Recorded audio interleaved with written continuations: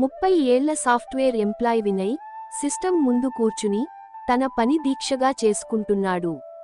ఇంతలో, సార్, మీకోసం ఎవరో వచ్చారు, మీ ఊరి వాళ్ళట అని చెప్పాడు ఆఫీసు అటెండర్. తనకంటూ ప్రస్తుతం ఆ ఊరితో ఏ బంధం లేదు. ఆ ఊరి వాళ్ళు తనని వెతుక్కుంటూ రావడమేంటి అని దీర్ఘంగా ఆలోచిస్తూ వెయిటింగ్ రూంలోకి వెళ్లాడు వినయ్. ఆ ఊరి నుండి ఒకరు ఇద్దరు కాదు, చాలామంది వచ్చారు. అది చూసి ఆశ్చర్యపోతూ, ఏంటి సంగతి అని ప్రశ్నించాడు వినయ్. అతన్ని చూడగానే వినయంగా నమస్కరించారు వాళ్ళు. వచ్చిన పని ఏంటని అడిగాడు వినయ్. వారు చెప్పింది విని మతిపోయినంత పనైంది అతనికి. ఇక ఒక్క క్షణం కూడా ఆలస్యం చేయకుండా ఊరికి బయలుదేరి వెళ్లాడు. ఎప్పుడో 20 ఏళ్ల క్రితం ఆ ఊరి వదిలి వెళ్ళిపోయాడు. మళ్ళీ రావద్దు అనుకున్నాడు కాని తప్పలేదు. స్ట్రెయిట్ గా వెళ్లి ఆ ఊరి సర్పంచును కలుసుకున్నాడు.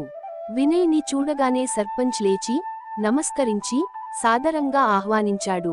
ఊరు వాళ్ళు అక్కడి నుండి వెళ్ళిపోయాక, ఇప్పుడు చెప్పండి, అసలు ఏం జరుగుతుంది ఇక్కడ, నాకేం అర్థం కావడం లేదు అని ఆతృతగా అడిగారు వినయ్.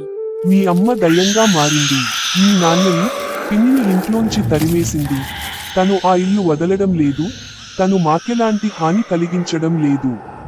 కానీ ఒక దయ్యంతో కలిసి ఊర్లో ఎలా ఉంటాం? భయంతో అందరం ఆ దారి వెంట వెళ్లడమే మర్చిపోయాం. రాత్రుళ్ళు పిల్లలు నిద్రపోవడానికి భయపడుతున్నారు.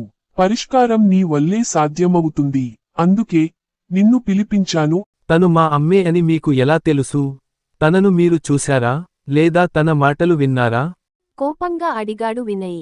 ఆ ఇంట్లో నుంచి దయ్యం అరుపులు, వస్తువులు విసిరేసిన శబ్దాలు ప్రతిరోజు రాత్రి వినిపిస్తాయి. లోపలికి వెళ్లే ధైర్యం లేక మేము ఒక మంత్రగాణ్ణి పిలిపించాము. అతన్ని కూడా భయపెట్టి పంపేసింది. వాడితో, ఈ ఇల్లు నాది, నా కొడుకు వచ్చేదాకా నేను ఎక్కడికి పోను అందట. అందుకే నిన్ను పిలిపించాను అన్నాడు అనునయంగా సర్పంచ్. సరే, ఈరోజు రాత్రి నేనే కనుక్కుంటాను. తాను ఎవరో అన్నాడు కోపంగా వినయ్. ఇక వినయ్ కథలోకి వెళితే, అతని తల్లిదండ్రిది ప్రేమ వివాహం. కోటీశ్వరుల ఇంటి బిడ్డ అయిన వినయ్ తల్లి రాజ్యలక్ష్మి పేదవాడైన భాస్కర్ను పెళ్లి పీటల మీద నుండి పారిపోయి పెళ్లి చేసుకుంది. కాని మరునాటి నుంచే ఆమెకు కష్టాలు మొదలయ్యాయి. భాస్కర్ ఏ పని చేసేవాడు కాదు. తన బిడ్డ కోసం అతనితో సర్దుకుపోవాలని చూసింది. కాని తాగుడికి అలవాటు పడిన భాస్కర్ రాజ్యలక్ష్మిని కొట్టడం కూడా మొదలుపెట్టాడు. అది తట్టుకోలేక రాజ్యలక్ష్మి ఆత్మహత్య చేసుకుంది.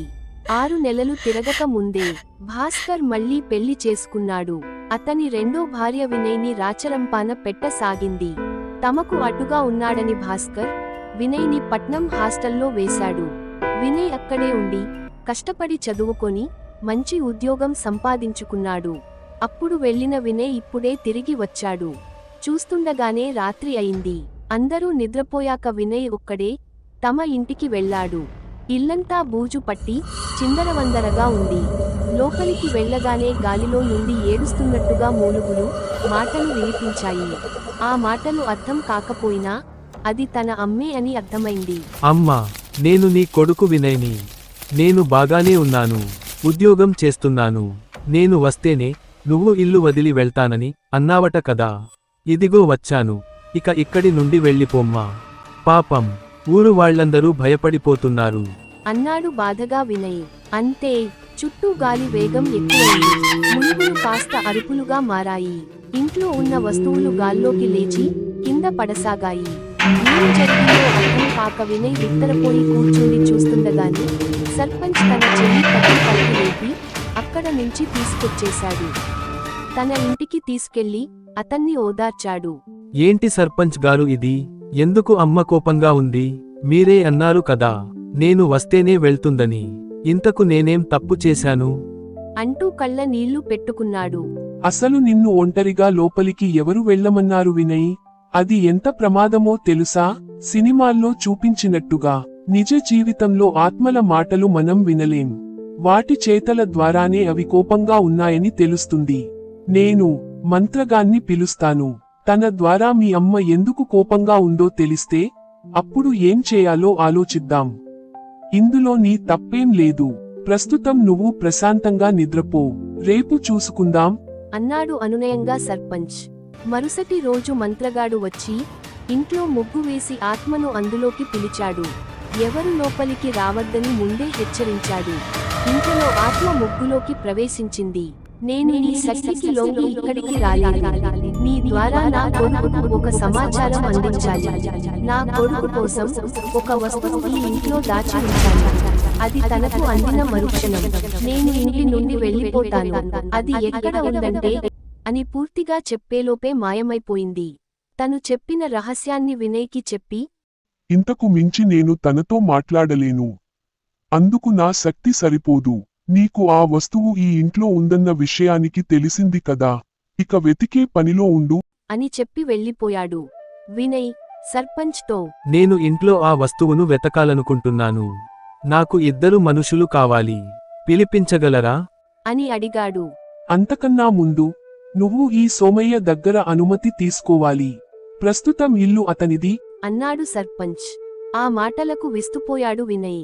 అదేంటి, ఇది మా సొంత ఇల్లు కదా, నాన్న కూడా అదే చెప్పాడు అంటూ అయోమయంగా అడిగాడు వినయ్. లేదు బాబూ, ఈ ఇల్లు 25 ఏళ్ల కిందటే మీ నాన్న నాకు అమ్మాడు. అప్పటి నుంచి కిరాయి కడుతూ ఇదే ఇంట్లో రెంటుకు ఉంటున్నాడు అన్నాడు సోమయ్య ముందుకు వచ్చి. సరే సోమయ్య గారు, మా అమ్మ వదిలి వెళ్ళిపోతేనే మీకు ఆ ఇల్లు దక్కుతుంది. కాబట్టి ఇంట్లో ఆ వస్తువు వెతడానికి నాకు పర్మిషన్ ఇవ్వండి అని అడిగాడు వినయ్. పర్లేదు బాబూ, ఆ ఇల్లు మీదే అనుకోండి. పాపం మీ అమ్మ చాలా మంచిది. మీ నాన్న తాగొచ్చి కొట్టినా కూడా చాలా ఓర్పుతో భరించేది. మీ నాన్నే డబ్బు వ్యామోహంలో పడి జూదమాడి ఇల్లు పోగొట్టుకున్నాడు. కిరాయికి ఉన్నా కూడా తన సొంత ఇంటి లాగే మీ అమ్మ చాలా బాగా చూసుకునేది. కాని ఓ రోజు అంటూ ఆగిపోయాడు సోమయ్య. ఆ రోజు ఏం జరిగింది?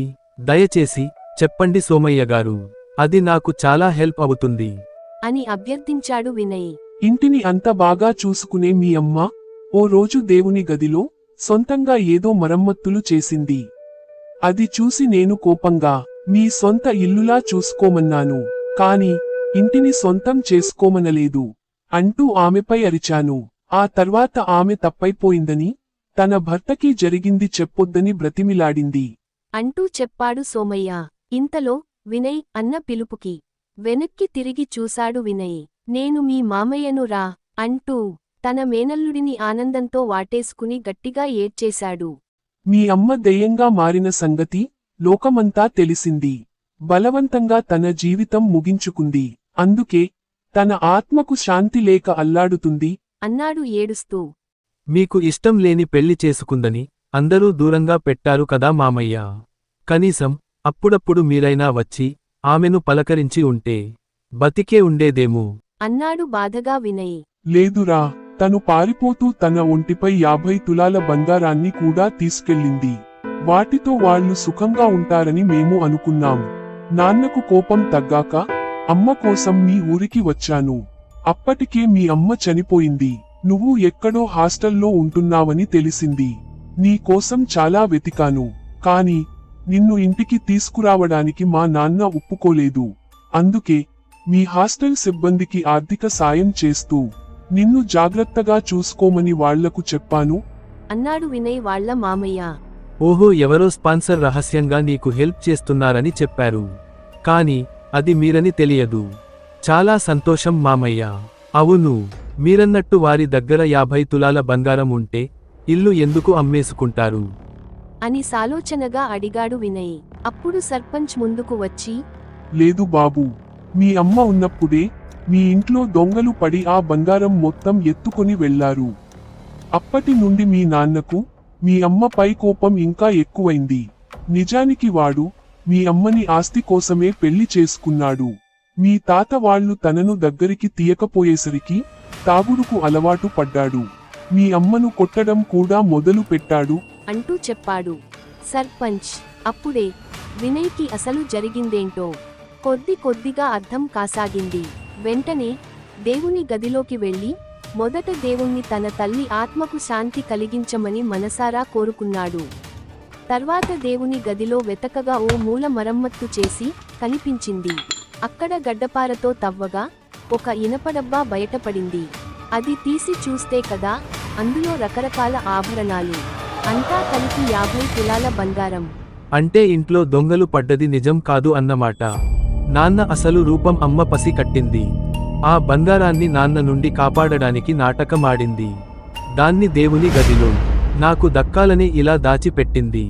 అంత దారుణంగా ప్రేమలో మోసపోవడం తాను భరించలేకపోయింది. అందుకే ఆత్మహత్య చేసుకుని దయ్యమై ఆ ఇంటి నుండి అందరిని తరిమేసింది. ఆ బంగారం వేరే వాళ్లకు దక్కకూడదని ఆ ఇంటిని విడిచిపెట్టకుండా కాపలా కాస్తుంది. ఇది అంతా తలచుకోగానే వినయ్ కళ్ళు బాధతో చెమ్మగిల్లాయి. ఆ రోజు తర్వాత ఆ ఇంటి నుండి ఎలాంటి శబ్దం, ఊరి వాళ్లకు వినిపించలేదు. అందరూ ధైర్యంగా ఎప్పటిలా తిరగసాగారు. కొంతకాలం తర్వాత వినయ్ సోమయ్యకు డబ్బులు ఇచ్చి ఆ ఇంటిని తానే కొనుక్కున్నాడు. దాన్ని చక్కగా మరమ్మతులు చేయించి తన ఊరి వాళ్లందరి మధ్య తన వివాహం అంగరంగ వైభవంగా చేసుకున్నాడు. తన తల్లి కానుకగా ఆ నగలను తన భార్యకు ఇచ్చి వేశాడు. తన తల్లి ఆత్మ ఇంతటితో శాంతించి ఉంటుందని అనుకున్నాడు వినయ్.